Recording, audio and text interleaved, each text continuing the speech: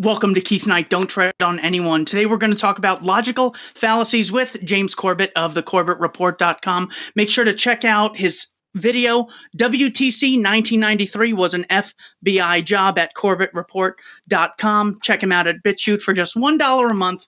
You can fund his excellent archive of research. James, thank you so much for taking the time to discuss one of my favorite topics. Thank you for having me on, and thank you for plugging that particular video, which has got to be pushing, 11 years old? Maybe 12 years old at this point? That's digging deep in the archives. Oh, yeah. It's that's what first drew me in. So I thought we'd discuss 10 fallacies. Each of us would do 5. So, James, start us off with one of the fallacies you think is most important for us to know about in order for us not to be manipulated by politicians, priests, bosses, and media alike. Exactly. Even independent media, because they can employ these fallacies too. So don't ever turn the critical thinking switch off. But I actually wanted to start this conversation because it is an important conversation to have, to be able to identify and name logical fallacies so you know when someone is making a fallacious argument so you can point that out. But I want to start by framing this conversation by talking about the fallacy, which, for people who have never heard, this is the idea that let's point out, first of all, there are a million different sites where you can get different lists of logical fallacies, and often they have different names for some of the same concepts, or some of the same concepts have slightly different definitions. Everyone has sort of their own, there's no single master list of logical fallacies, so that's one of the issues you encounter when you start trying to nail some of these down. But let's go for yourlogicalfallacy.com for the definition of the fallacy, which is, you presumed that because a claim has been poorly argued or a fallacy has been made, that the claim itself must be wrong. And it says, it is entirely possible to make a claim that is false, yet argue with logical coherency for that claim, just as it is possible to make a claim that is true and justify it with various fallacious and poor arguments. And I think this is an important fallacy in order to set the table for this conversation, because sometimes the impression can be given that all you need to do is be able to identify, is this a logically valid claim or is this a logically fallacious claim? And if there is a logical fallacy, you just point out, oh, look, you made a fallacious argument, therefore you're wrong, therefore your conclusion is wrong, therefore I'm right, essentially. It's almost like a type of game or a magic trick that you pull out of a bag when you're debating someone. And that is, in and of itself, a fallacy. Just because someone has employed a fallacy in their line of thinking does not mean that their conclusion is wrong. Their conclusion could be completely correct.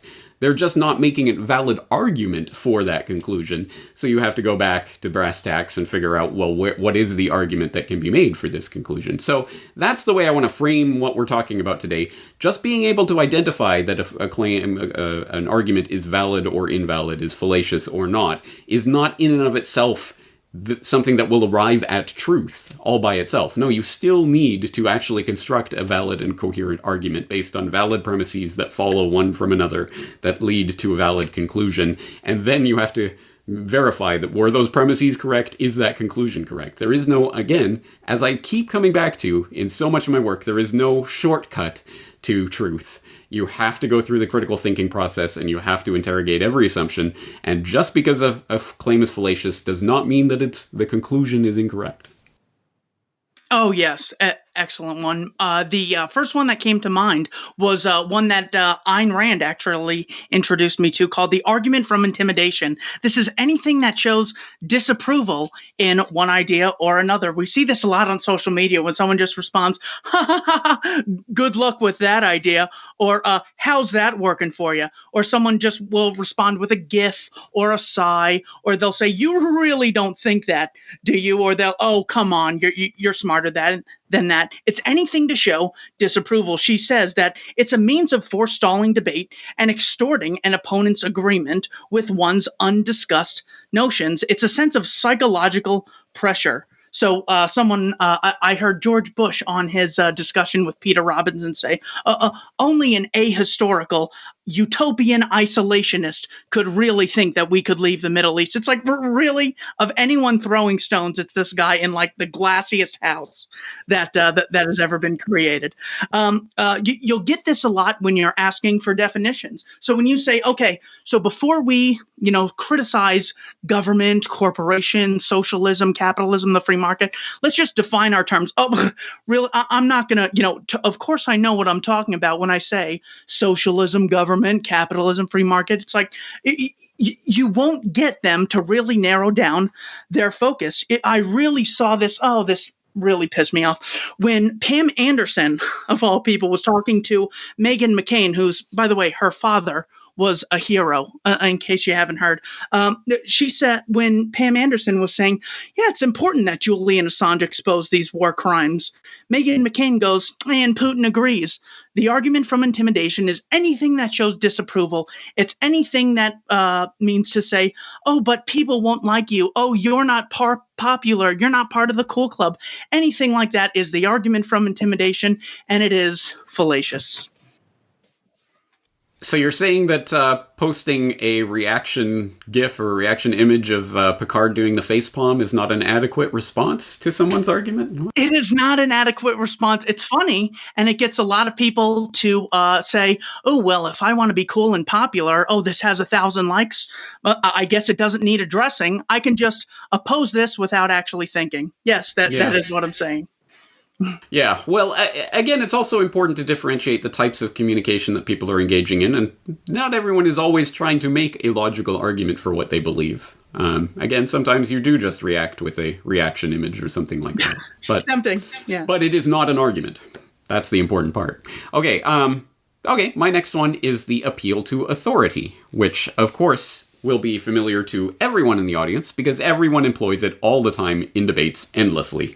Whether you are a conspiracy theorist or a conspiracy realist or not, you will have encountered this and probably employed it yourself. I am no exception to this. I have employed it before as well. It is very tempting. It's very easy. It's very lazy to do. Essentially, the appeal to authority is saying, well, this respected source says this information, therefore we must believe this conclusion, which of course is a fallacious line of argument. Just because a respected source believes or propounds a certain idea does not logically follow that their conclusions are correct. So, for example, when we look at the collapse of the World Trade Center buildings, that kind of prejudges things, doesn't it? The demolition event of World Trade Center Building 7 on 9/11, that building did not fall because Dr. Leroy Hulsey at the University of Alaska Fairbanks has a lot of letters after his name, and he's a respected professor of civil engineering. No, it fell because of this and this and this and this particular reason, and we can say that the NIST report was wrong about this, and they got this factually incorrect, and you can go through hundreds of pages of documentation. I believe there's now almost a terabyte of data that the UAF team, led by Dr. Hulsey, has released on their new World Trade Center 7 collapse investigation. If you haven't heard about that, please check into it. I'll put the link in the show notes. But they've released all this data and their report, and it's open for public comment and all of this. That is what people should be concentrating on, not the fact that this respected professor at this university said it. And vice versa for all sides of argument. Just because someone has credentials or letters after their name does not logically follow that they are correct about what they're speaking about. Oh, sure. Excellent points there. My next fallacy, is referred to as avoiding the root. And this occurs when the arguer critiques an arbitrary, accidental, or trivial aspect of an argument in place of addressing the primary concern. So when Bill Ayers is on the Alex Jones show, and Alex Jones says, hey, maybe we shouldn't give, this group of people so much power. Look, here's a picture of the OSS funding Ho Chi Minh, training him, etc. Maybe we should be anti-government, be skeptical. And Bill Ayers responds, so you don't like roads? Well, obviously, that is not what he's trying to address in his criticism. This always comes across. You don't like the CIA? What's wrong with collecting information? collecting information is not the problem with the Central Intelligence Agency. One, they're coercively funded. Two, they get away with mass murder. Another great example is whenever you say, yeah, I don't think the state should be involved in funding schools in the same way. I don't believe that you should be forced to fund the Catholic Church, even though a lot of priests have some great teachings. A lot of great rabbis have some great teachings, but I don't think you should be forced to fund them, just like I don't think you should be forced to fund state schools. You're always met with, so you don't care about education? No. I got like 400 videos trying to educate people for free, and these people are asking me, oh, you don't like education? Or if you say, I don't think people should be kidnapped for victimless crimes. Oh, so you just want everyone to be a prostitute? You just want everyone to use drugs? Well, of course not. No, I'm saying it's wrong to initiate violence against peaceful people. And the other person is avoiding the root concern that I'm trying to address by mentioning something so ridiculous. The most obvious example is Russell Brand saying, communism and socialism are just really words for sharing.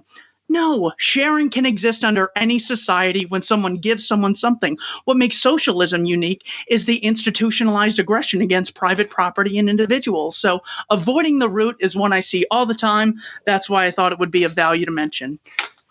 James, what's next for us? Yeah, well, thank you for that. And yeah, just another word for sharing. That's hilarious. Here's a theorem for you.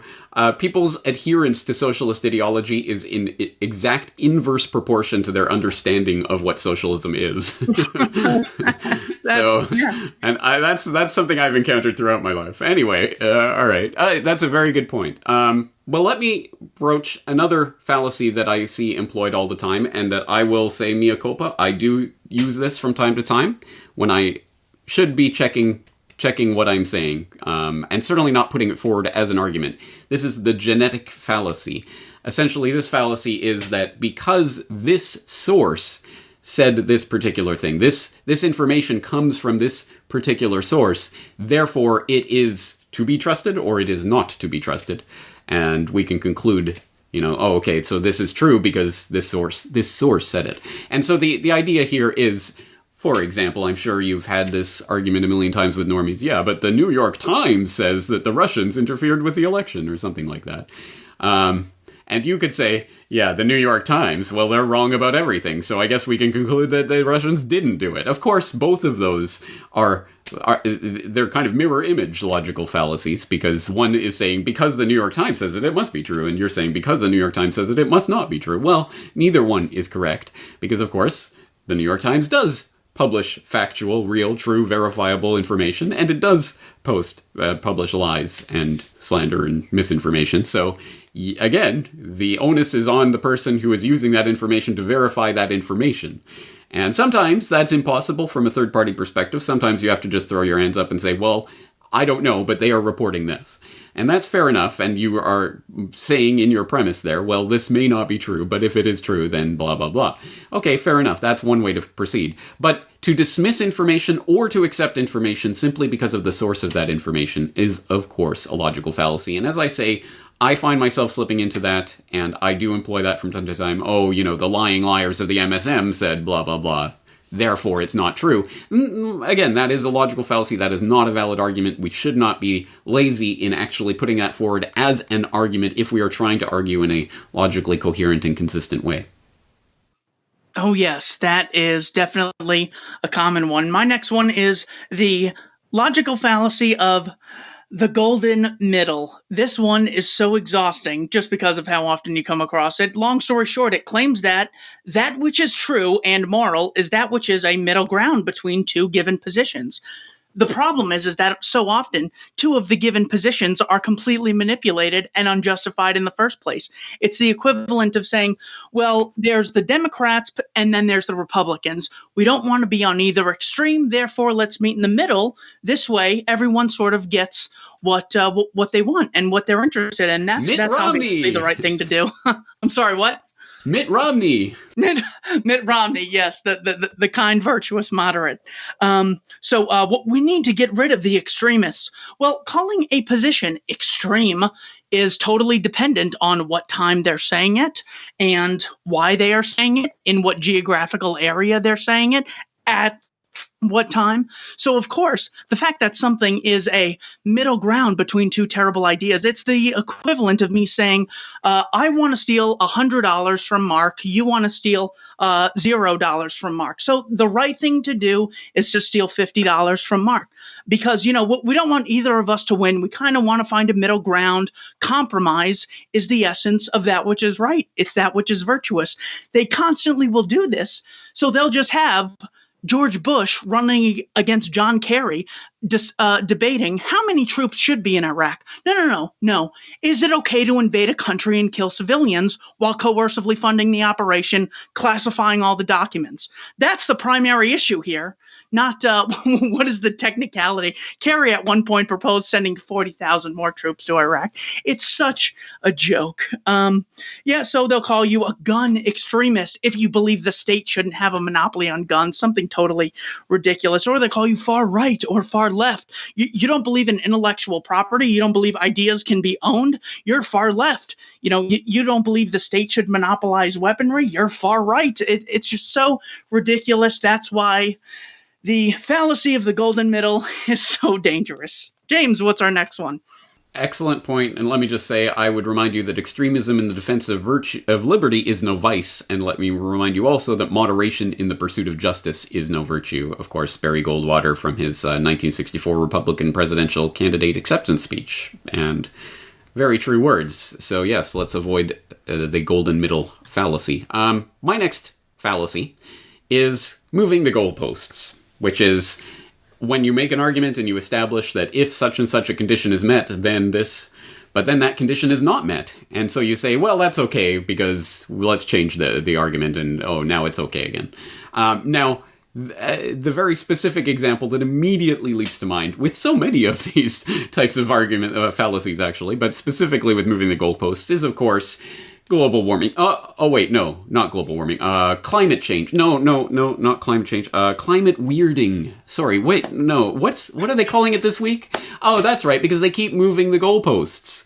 It was fairly straightforward as it was presented to the world in the 1980s. The global average temperature is rising. This will lead to warmer summers and warmer winters. There will be less ice, less snow in the winters, and blah, blah, blah, etc., etc. But that, of course, didn't pan out, so of course it starts to change. Well, no, I mean, it means that there will be climate variations, that there will be just change. There will be change in climate, and, okay, so it's not changing enough. Well, all right, then climate weirding. It's slightly strange this week, so we'll call it climate weirding. Again, people can see the goalposts have been moved over and over and over with regards to global, well, again, what do you call it? Climate change, I guess, is probably the one most people know it as. And that's something that I've pointed out in many different aspects, including a video that I don't have queued up, so I don't remember the exact title. I believe it was Global Warming is Unfalsifiable Pseudoscientific Woo-Woo. Something like that. I'll put the link in the show notes in case you want to see that. But that gives a good example of how the arguments in favor of global warming, the predictions have been at times flatly contradictory, absolutely contradicting each other. This will lead to rising sea level. This will lead to lowering sea level. This will lead to more droughts. This will lead to more floods. This will lead to more snow. This will lead to less snow. This will lead to redder leaves in the winter. This will lead to lighter leaves and blah, blah, blah. As I say, it's documented in that particular video that I did where essentially it's unfalsifiable. And that's, again, that's an aspect of this moving the goalposts, although this crosses over into a few different fallacies. Oh, yeah. Tony Heller and Jan Helfeld have done so much great work on the climate change hoax, how it's gone from cooling to global warming to climate change, just something so vague and unfalsifiable. Like we've gone from an ice age to not an ice age over time. Okay, that's global warming. That was an excellent point. I almost feel bad introducing my next one. My next fallacy is the fallacy of non-anticipation. It consists of supposing that everything worth doing or saying has already been done or said. Any new idea is rejected on grounds that, if it were any good, it would be part of current wisdom. The way I get this all the time is, if X were true, don't you think we would know about it? It's like, first of all, a lot of stuff is true, and it's just not part of popular mainstream culture. It's like what I always ask people is if they've read the intimate papers of Colonel House. Maybe page 432 regarding the Lusitania. I don't know. And then they just have this look on their face. Or I ask them about the McCullen memo. It's amazing that when people say if it were true, it would have gotten out. I mean, yeah, we have General Michael Flynn on Al Jazeera pretty much saying that, yeah, the U.S. funded Al Qaeda in 2011 to fight Assad. If it were true, it would be out is not an actual response to what the arguer is saying. Another time we get this is, well, if applying the non-aggression principle consistently was such a good idea, why hasn't any society done so? Well, because people value initiating aggression against peaceful people, and they don't value admitting they've been wrong for the previous whatever number of years they've been alive. It's not a valid argument. It's often used when people can't argue against new ideas. It is the logical extension of saying, well, if that song, movie, or invention was worthwhile, it would have been, or it would have arisen already. It would have come to fruition already. So nothing new is ever good. It's just a defense of the statist, illogical, irrational status quo. Progress happens in philosophy just as it happens in inventions and any other format that human beings interact. Yeah, it's a very good point. And interestingly, it brings to my mind the obverse, which is something to the effect of, well, this isn't new. We already knew this information, therefore it is not important. I'm not sure that necessarily qualifies as a fallacy, but it is certainly a disinformation tactic that people, I think unwittingly a lot of the time, employ. When you report some information about some government spying program or something, yeah, but we already knew they were spying on us, so it doesn't matter. Well, no, actually it does matter to know the details of various things, and it is a disinformation tactic to try to sweep things under the rug by simply saying it's not new. And as you say, that, of course, is a fallacy when you say, well, it is, if it was worth anything, it would have already been here. We would have already known about it. We would have already tried it. Okay, well, my next fallacy, actually, my next thing is an example. And I think there are a few different ways that you could parse this for fallacies. I mean, it's clearly a fallacious argument, but which type of fallacious argument I think is up for some degree of debate. And I want to use this as an example to show that it is not always clear cut and dry exactly what the argument is, because no one speaks in logical syllogisms or anything, all men are animals, or all men are mammals, and, Socrates is a mammal, therefore he's whatever. Those types of logical syllogisms. No one speaks like that. They speak in natural language that has often implied premises, and you're supposed to infer various things, and you come to a conclusion, but sometimes even the conclusion isn't plainly stated. So my example comes from, I've mentioned this several times because it still astounds me how ridiculous this is, especially coming from Michael Shermer, who of course wrote, as we've talked about before, Why People Believe Weird Things, and he's the guy who's written entire books about logically fallacious arguments and things like this, and yet has employed the stupidest argument I have ever seen to uphold the findings of the Warren Commission in the JFK assassination. That comes from an article that was originally published back in 2010. It's up on HuffPost.com. My Day in Dealey Plaza. Why JFK was killed by a lone assassin. So that is what he's setting out to prove. JFK was killed by a lone assassin, and yes, of course he's going to say it was Lee Harvey Oswald. So here's his argument. On Tuesday, December 7th, I walked through and around Dealey Plaza in Dallas, where JFK was assassinated by a lone assassin, Lee Harvey Oswald, LHO. Or was he? A lone assassin, that is. Yes, he was. But that is not what anyone giving informal tours of the plaza will have you believe if you give them a few minutes and a few bucks. Blah, blah, blah. He goes around talking about the crazy conspiracy people handing out flyers. He talks about, the various aspects of Dealey Plaza being there in person. But then he says, the most striking thing about being in Dealey Plaza for me was how small it is. Perhaps because the assassination itself was bigger than life, we expect the geography to match the eventuality, but that is certainly not the case here. 2 X's on the street mark where JFK was hit, first in the throat, causing his arms to move up and splay out, and second where the bullet found its cranial mark and literally blew his brains out, and according to one conspiracist there, sent the skullcap flying across the street and onto the adjacent lawn. What is astounding is how close both X's are to the sniper's I think that's a typo, sniper's nest in the book depository building. Both from the street level looking up and from the window looking down, there is a museum on the 6th floor from which you can gain the perspective of the assassin, it seems clear that Oswald could hardly have missed, given the fact that he was a designated sharpshooter by the Marines during his time in the service, and the fact that Kennedy's car was traveling less than 10 miles per hour after making the sharp left turn onto Elm Street. One is left whispering under one's breath, "Kennedy was a sitting duck." Look at the 2 photographs at the end of this post, each taken from one of the X's on the street. The window from which Oswald fired is the square window on the far right of the building, second from the top.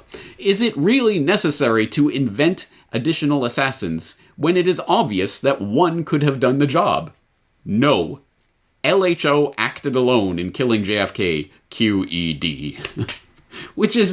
That is the argument. That is the stupidest, most logically fallacious argument I have ever encountered, let alone by the self-proclaimed king of the skeptics who's going to tell you about logically fallacious reasoning. And it is so logically fallacious that I can't really decide which logical fallacy I would pin this down to. I think personal incredulity has something to do with it. For example, the idea that I cannot understand or I cannot believe that something happened, therefore it didn't happen. In this case, I can't understand or believe how this could be a conspiracy, therefore it isn't a conspiracy. But that doesn't seem to capture the essence of Schirmer's argument here. Perhaps it's jumping to conclusions, which he clearly is doing, or oversimplification, or this may be an either-or type of argument, where either the X's on the street are close enough to the sniper's nest, or Lee Harvey Oswald didn't kill JFK, or something like that, which of course is a false dilemma.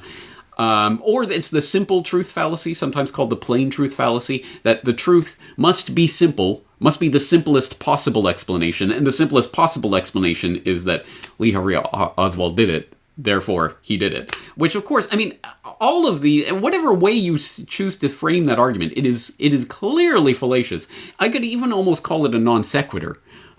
I mean, the window is not far from the X, therefore Lee Harvey Oswald killed JFK alone. I mean, there's just so many things missing from that line of argumentation that how do you even... I'm not even sure you can call it a logical argument. At any rate, it is fallacious. Oh, Schirmer's an absolute nightmare. I'm sorry. Did you have any more? No. That was it. I wholeheartedly agree that nightmare was a good word for that. My final one is unattainable perfection. This is when someone says any imperfections in your claim, argument, theory are grounds for total dismissal. In other words, you tell me exactly what happened on 9/11 with all individuals involved and institutions, or the official story is true. It's like they've had the same story since day one and nothing else has come to fruition, really. So any questions about this says, so you tell me, you give me a source questioning 9/11 that's 100% totally accurate, and then I'll consider you. Well, of course, I can't give you something 100% accurate, but the problem is that's unattainable. It applies to every other person or individual. It applies to Ehud Barak, who on day one said, we know who's behind this. We know it was bin Laden. So yes, it applies to every person and every organization. It's often seen when someone says, well, yeah, person X said that, but person X is biased. Name one person or group of persons who is not biased. By choosing one topic over another means you're biased towards one topic or another. It's absolutely impossible because long story short, even every alternative has the same flaws as what you point out in your argument against whatever the arguer is claiming. You'll often see this when someone says, what is the guarantee that your source or your claim is 100% correct? What is the guarantee that in the absence of a coercively funded monopoly state, that every judge will give a fair trial? Well, there is no guarantee in a voluntarist society. Also, there's no guarantee now. They cage people for victimless crimes. Edward Snowden so obviously knows he can't get a fair deal that he's just staying overseas. The guy who blew the whistle on the drone project is getting a terrible deal now. So of course, when it always applies, but they say no, it uniquely applies to your position, it's an absolute logical fallacy. You see this today. If the U.S. leaves Syria, bad things might happen in Syria. Yeah, well, bad things also happened when the U.S. funded ISIS in Syria and Al-Qaeda. Oh, if the U.S. leaves Iraq, bad things might happen in Iraq. If the FDA doesn't monopolize giving permission to everything human beings can consume, bad things might happen. People might fall ill. Yeah, well, people fall ill because they stop things from coming forward, because they have no incentive to approve things that will make the populace healthy, because they're coercively funded, for heaven's sakes. So again, the biggest one here is, well, if the state doesn't monopolize AR-15s, people might engage in violence. I'm sorry, do governments engage in violence against the disarmed populace? Has that ever happened? So unattainable perfection, or the always applicable fallacy, is a very important one. James, you got any more ammo for us against the fallacious status and irrational Michael Shermers of the world? Nice segue. I see what you did there. No, let me just echo that last one. I think that is a very important one. Either you tell us how we will completely eliminate all problems in the world and make everyone absolutely happy, or we just have to go along with the status quo as it is. It's such a stupid argument when you break it down like that, but it is employed all the time, especially by statists arguing for why we need the government. You show me exactly how every person in the world will be perfectly taken care of without government, or we have to go with government. Wait, is everyone in the world perfectly taken care of with government? No, I don't think so. So maybe there's a problem with that argument. Okay, excellent. And I think that we have demonstrated here, even in the examples that we're talking about, the fact that these lines between different fallacies are not always so clear-cut. There are very many examples where you could say, well, it is that type of fallacy. Well, you could also say it's that type of fallacy. There are subsets of different fallacies. As I say, there is no master list. This is the list of fallacies, and every fallacy will neatly fit into one of these. No, there's overlap. There's subsets. There's questions about what to call this fallacy and how to label that one. But at the end of the day, hopefully, at least people can identify the fallacious arguments. And as I say, we have different modes of communication where we're trying to do different things. We are not always trying to make a logical argument to convince someone of our conclusion. Sometimes we are trying to make fun of something to signal to our people who believe what we believe that, this guy's being silly or whatever. And we're not always trying to make a logical argument, but when we are trying to convince someone, it is important to be able to identify and remove logical fallacies from our argument when and if possible. And I think that's the point of this conversation, and I hope we did a job of at least stimulating that. I would love to see some input from the people out there. Please contribute your ideas. What fallacies do you particularly enjoy spotting or enjoy employing if you're trying to bamboozle someone? I don't know. But just give us some examples that you see out there. There are no lack of examples of that in daily discourse, unfortunately. So we'll keep hammering at topics like this until we eliminate all logical fallacies from the face of the planet. Right, Keith? Yes. And of course, always, my audience loves when I play the gotcha question with James Corbett at the very end. I try to throw him a curveball. So my final question to you, James, if you could interview one historical person no longer living, who would it be, and what would you talk to them about? Wow, that is a good one. I like that. I thought you were going to give me the book question again. Oh, yeah, right. Please. Can you not insult me with being that unoriginal? I just want to say, by the way, I think you interviewed David Friedman, right? And you asked him the book question? And his answer was the best answer. Oh, no, his answer was a non-answer. Different people. Yeah, but it was the best answer. It cannot be answered. So what I did was I plugged one of his dad's books, and then I knew that would ignite him to plug one. So I got him. I ended up getting him in the end. All right, okay, I'm not dodging the question. Who would I interview if I could interview absolutely any historical figure? Oh, man. Now you're putting me on the spot. Because it can't just be anything. It has to be something really momentous, portentous, something really important, right? Sure, how about the historical figure Jesus of Nazareth? That would be an interesting interview, don't you think?